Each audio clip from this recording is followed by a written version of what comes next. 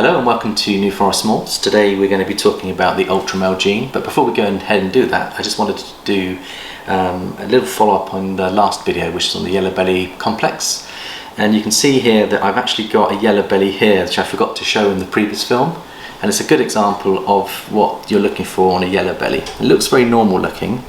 This little girl is called Glitch. She's actually 100% het for pied, and she's 50% het for clown. And if I just show you the markings on her, you can see she looks very normal looking, doesn't she? If you have a look at her.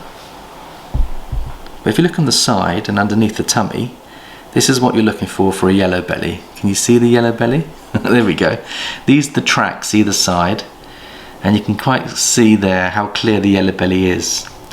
And I don't think the other video showed that very clearly, so I just wanted to show that to you. This one's got pied track marks. Because she's 100% pied, you'll see she's got pied markers on the tail. And normally they have little ringers, and there's a little ringer there as well. So she's 100% pied. That was from Tony Hersey. And she's weighing about 500-600 grams at the moment.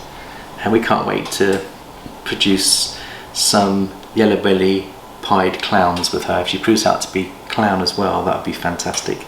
We get the yellow belly into the clown project and the pied project. So I'll just put her back and then I'll get out. Well, before I do that, there's one other correction I wanted to make. Is on the video, on the fire video, one of Jared's friends on Instagram just picked up one thing which I got wrong, which I wanted to self-correct that, which was when you have vanilla put to a fire, it won't produce a super fire. It will actually, a white snake with black eyes, it actually produces a vanilla cream. I think it's called vanilla cream. But yeah, just wanted to correct that, just in case someone went out and got a vanilla in a fire and tried to make a super fire with it. They are from the same complex, but they don't actually produce a all white snake, so I just wanted to correct that one. Right, let's go and get out the ultramels. So we're going to start with Colossus, who's het for ultramel, and she's just shed today, so I'm going to bring her out and then I'll show you some of the other ultramels that we've got.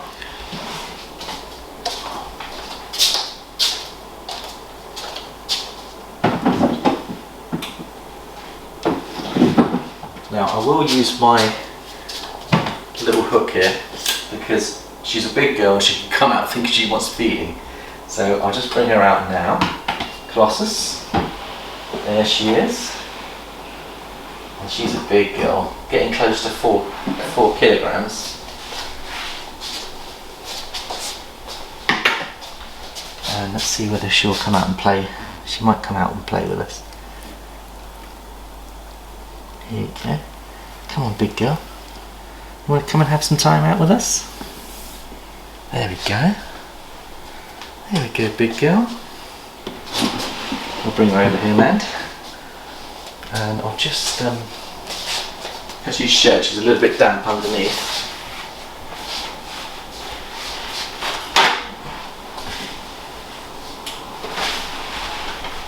There we go. She's beautiful. Are you beautiful?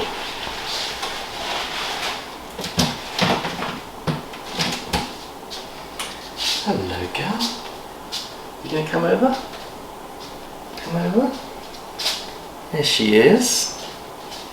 So, Colossus was named by Emily because she is colossal, and we got her about 18 months ago from a guy called Robert in Southampton, and he said he thought it was 100% het for ultramel. Now, at that time we were just starting off our breeding projects and we didn't have that much capital behind us at the time, and so I researched out this snake and we bought it for £100 from Robert, which I thought was pretty good because female ultramels to this size would have cost me probably close to £800 or £900. So I thought, well, that's a good investment, £100 well spent. If she proves out to be 100% het ultramel, we'll produce lots of ultramel babies for us. Now what I did is I invested £400 into a male, and I'll bring out Titus, and you'll see that he has 2 genes. He's ultramel plus he's Mojave, and hello, she's wanting to play with me. I'm tied in. Yeah, she's fine. No, she's fine. Now, I've got to be careful here because she's very excited and she's in breeding mode at the moment. I'm going to bring out her husband and she could get quite excited. So let's hope this works okay. Keeping her out? I'm going to keep her out, but I'm going to bring Titus out. He's just about to go into shed, so he's not at his best. Your shoulder. Okay. And he could probably smell her. He might get quite excited with her, so I've got to be a little bit careful here. He's getting quite a big boy now.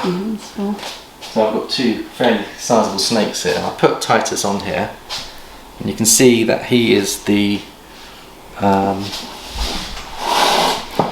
example of an ultramel. He's not as perfect as because he's in shed. You won't see his perfect colours, but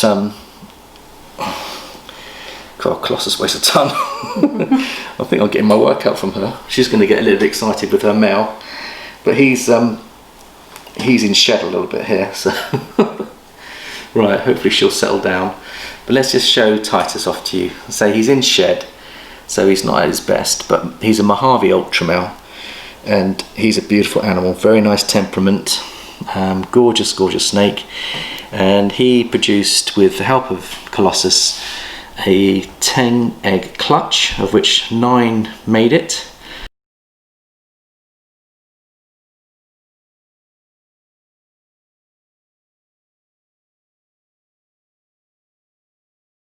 And unfortunately we did lose one of the babies, so we've gone down to 8, and we produced 3 Mojave Ultramels. We also produced 2 Mojave, and we produced 3 Ultramels. And we have sold one, got another one we're selling, the Ultramels.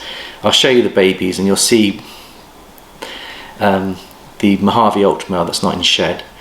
So the big question is, where did the name Ultramel come from? Well, Ultramel, they believe, is short for ultra melanistic. Now, melanistic refers to the darker pigment of the genes in an animal. Now, you'll notice that this one has lighter genes than the normal. So that seems a bit confusing, that they would refer to it as ultra melanistic, when in actual fact the Ultramel reduces the melanistic pigment and makes it much brighter. So there's a little bit of confusion there as to why they've called it that, but that's called Ultramel. The other idea that people have put out there is they believe that there was an animal very similar to the Ultramel called the caramel albino, and they believe that many years ago there was a breeder called Eric Sider who first imported the Ultramel in from Africa, from Emmanuel Noah, and he basically was working with the gene, and I think he was the first in the US to produce the Ultramel, but I think before that we had a guy called Mike and Vin Russo, who didn't realise they had the Ultramel gene in their collection. I think they thought they were caramel albinos, and so that's interesting. So it's quite difficult to establish when the first Ultramel was discovered and by who, because it was effectively a case of mistaken identity. I think the original breeders thought they were caramel albinos, but in actual fact the Ultramel is a separate recessive gene, and if you put a caramel albino to an Ultramel, you'll end up with double hets. They're not compatible. So it's important to know that. But he looks more like a caramel albino in shed, but believe you me, when he's out of shed he's as bright as a button. And the way I can show you this is by showing one of his babies to you, and then we'll contrast the animals. Now Colossus is out on searching at the moment, so Mandy, can I leave you with Titus while I get one of the babies out? Is that okay? You can just hold, that's it. Just keep an eye on him. Right, this is one of their babies.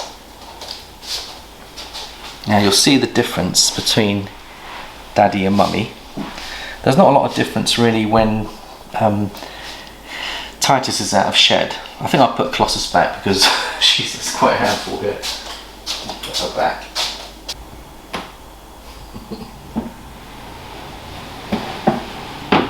Okay. Alright, let me show you these little babies here now. So, here's one of their babies. You can see what a Mojave Ultramel looks like. So that's a combination of Mojave with Ultramel, and she's much brighter. A little bit shy at the moment, but she's putting on good weight. She's getting on to 150. And like I say, I'll bring out the Ultramel, so I'll get one of her sisters out, which doesn't have the Mojave Ultramel, but it's just literally an Ultramel.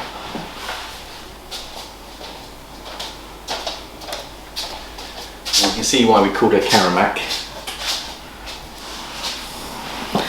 Look how bright she is as an Ultramel. She's lovely, isn't she?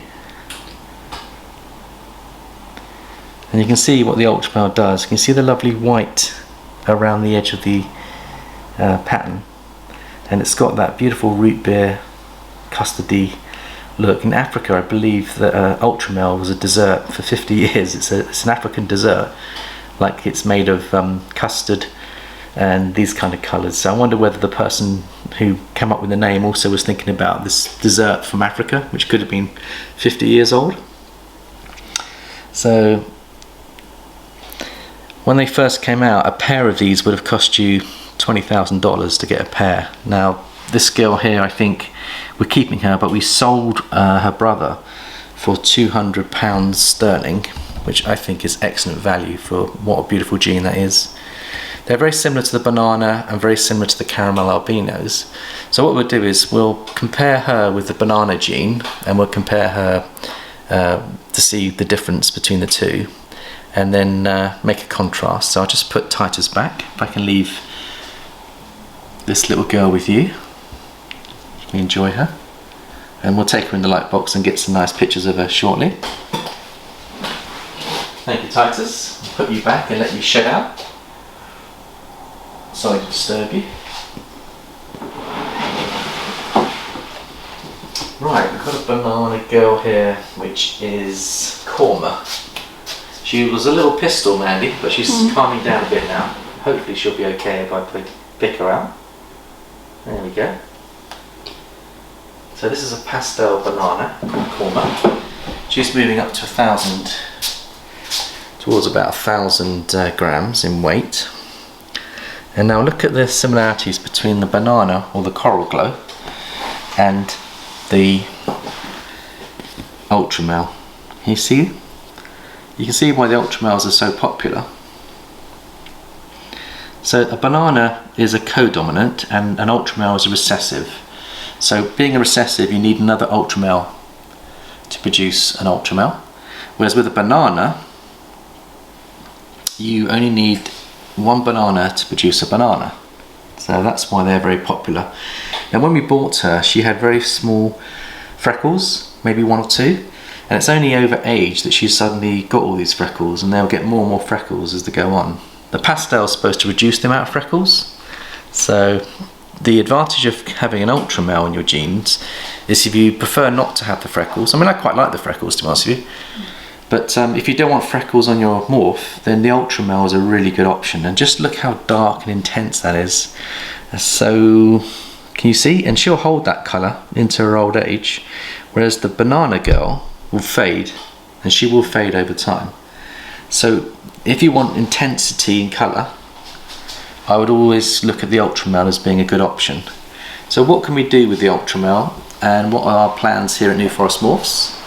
Well, we are going to put the Ultramel into our pied and call those ultrapieds. They're beautiful.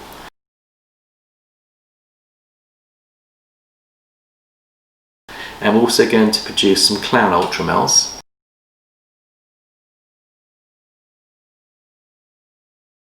And if you put pastel into that, it really pops. And so there's some lovely combos that will take time, but 3 or 4 years before we get there. But we're going to plug in our female, we're building up a nice female army of female Ultramels, which we can then produce some double hets, and over time produce the ultrapieds and the clowns. So I think what we'll do, whoa, she's in a rush, is we'll put them in the light box, Mandy, and just see how they look. Okay. If that's okay, I'm going to come down with us. That's right.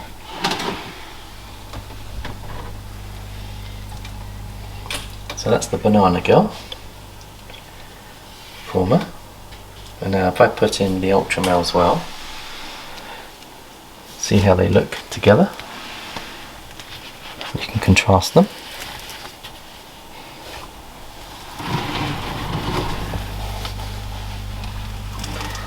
See the colours, how they contrast?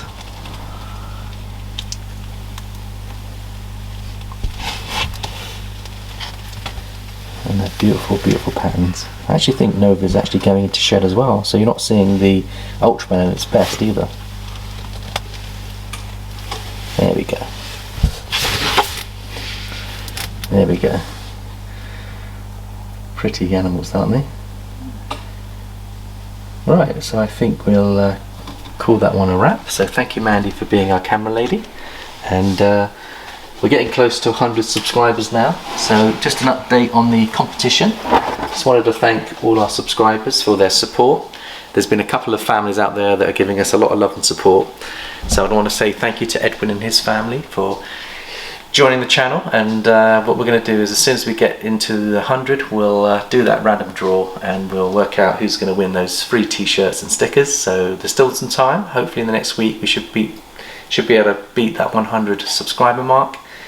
And it's goodbye from my lovely snakes here, goodbye from Mandy, and we'll see you next time.